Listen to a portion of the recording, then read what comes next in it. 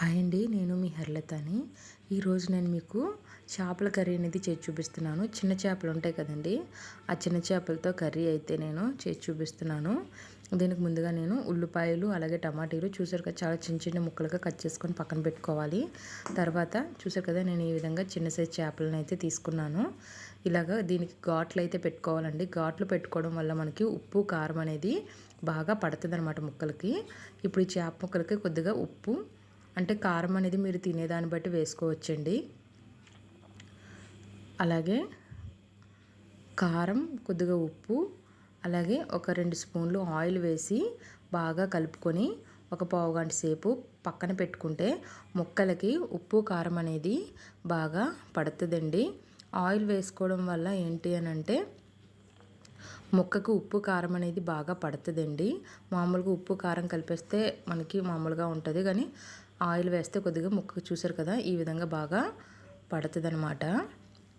ఇప్పుడు స్టవ్ మీద మనం పాత్ర పెట్టుకొని అందులోనే ఆయిల్ వేసుకోవాలండి. ఆయిల్ వేసుకున్నాక అందులో ఒక 2 పచ్చిమిరపకాయలు ఇలాగ కట్ చేసి చిన్న చిన్న ముక్కలుగా వేసుకోవాలి. అలాగే నేను ఉల్లిపాయలను అయితే గ్రేవీ కోసమని ఒక 4 ఉల్లిపాయలు అయితే తీసుకున్నానండి. చిన్న ఉల్లిపాయలు అనమాట. మీడియం సైజ్ ఉల్లిపాయలు అయితే 2 సరిపోతాయి. ఇలా చిన్న చిన్న ముక్కలుగా కట్ చేసిన ఉల్లిపాయలను వేసుకొని బాగా వేయించాలి. వేగిన తర్వాత ఇందులో కొద్దిగా అల్లం వెల్లుల్లి పేస్ట్ వేసుకోవాలండి. అల్లం వెల్లుల్లి పేస్ట్ వేసుకొని ఇది కూడా వేయించుకోవాలి. మనకి ఈ ఉల్లిపాయలు అనేవి కొద్దిగా బ్రౌన్ కలర్ వచ్చేంత వరకు కూడా మనం వీటిని బాగా అయితే మనం వేయించుకోవాలండి. చూసారు కదా, కలర్ అనేది చేంజ్ అయ్యింది కదండి. ఇప్పుడు ఇందులోకి మనం టమాటీలను అయితే వేసుకోవాలి. నేనైతే ఇందులోకి ఒక 4 టమాటీలను అయితే తీసుకున్నానండి. చిన్న టమాటీలు అనమాట. షాపర్ ఉంటుంది కదా, వాటితో మనం గ్రైండ్ చేసుకుంటే చాలా మెత్తగా ఇలా చూసారు కదా జ్యూసీగా వస్తుంది అనమాట. టమాటీలను వేసుకొని కలుపుకున్న తర్వాత ఇందులోనే ఒక 1/2 స్పూన్ ధనియాలు జీలకర్ర పొడి వేసుకున్నాను. వేసుకొని మళ్ళీ ఒకసారి బాగా కలుపుకోవాలండి. ఇప్పుడు మనకి ఈ టమాటీలు కొద్దిగా మగ్గేంత వరకు మనం ఒక 2 నిమిషాల పాటు మూత అయితే పెట్టుకోవాలి. మూత పెట్టుకున్నాం కదా, ఇప్పుడు ఒక 2 నిమిషాల తర్వాత మూత తీసుకొని చూస్తే మనకి టమాటీలు అనేవి మగ్గిపోయినాయండి. ఇప్పుడు మనం ఒకసారి బాగా అయితే కలుపుకోవాలి.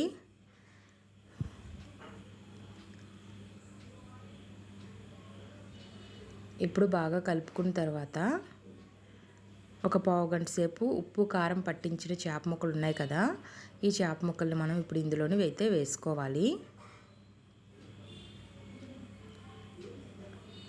చూసారు కదా, ఈ చేప ముక్కలు ఇలాగైతే అన్నింటిని కూడా ఇలాగ వేసుకోవాలి. వేసుకున్న తర్వాత 1 నిమిషం పాటు అయితే మనం వేగనివ్వాలండి. 1 నిమిషం వేగిన తర్వాత మనం గరిటె పెట్టి కలుపుకుండా ఇలాగ మనం ఏదైనా క్లాత్ కానీ ఇలాగ పట్టికర కానీ పట్టుకొని కలుపుకోవాలి. ఎందుకంటే చిన్న చేపలు కాబట్టి ముక్కలు అనేవి విడిపోతాయి.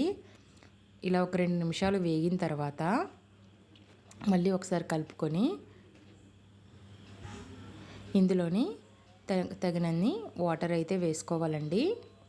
చిన్న చేపలే కాబట్టి ఒక 1/2 గ్లాస్ వాటర్ వేసుకుంటే సరిపోతుంది.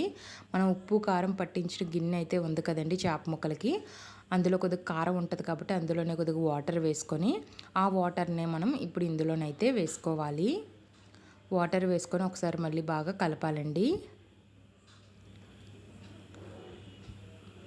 ఒకసారి బాగా కలుపుకొని మనం మూత పెట్టుకొని మధ్య మధ్యలో మూత తీసుకొని చూసుకుంటూ ఉండాలండి. చూసుకొని గ్రేవీ అనేది మనకి ఎంత కావాలో చూసుకొని దాన్ని బట్టి దించుకోవాలండి. కొద్దిగా ఆయిల్ సపరేట్ అయ్యేంత వరకు ఉంచుకొని తర్వాత స్టవ్ ఆఫ్ చేసుకుంటే మన చిన్న చేపల కర్రీ అనేది రెడీ అయిపోయినట్టే. నచ్చిందాన్ని నచ్చితే లైక్ చేయడం, అలాగే సబ్స్క్రైబ్ చేసుకోవడం మాత్రం మర్చిపోకండి. అలాగే ఇంకొక మంచి వీడియోతో నేను మళ్ళీ మీ ముందుకు వస్తాను. అప్పటి వరకు చూస్తూనే ఉండండి. Thank you for watching.